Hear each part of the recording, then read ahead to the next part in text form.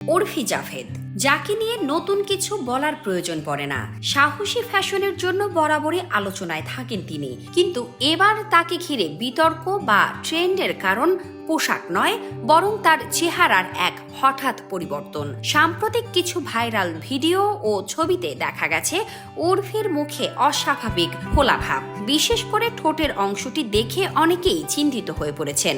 এমন লুক দেখে ভক্তদের অনেকে প্রশ্ন তুলেছেন, উর্ফির কি অসুস্থতা হয়েছে? কেউ কেউ আবার সরাসরি অ্যালার্জির কথা বলছেন। ভিডিওগুলোতে আরও দেখা যায় একাধিকবার তার ঠোঁটে ইনজেকশন দেওয়া হচ্ছে। সেই দৃশ্য দেখে অনেকেই ভয় পেয়ে গেছেন।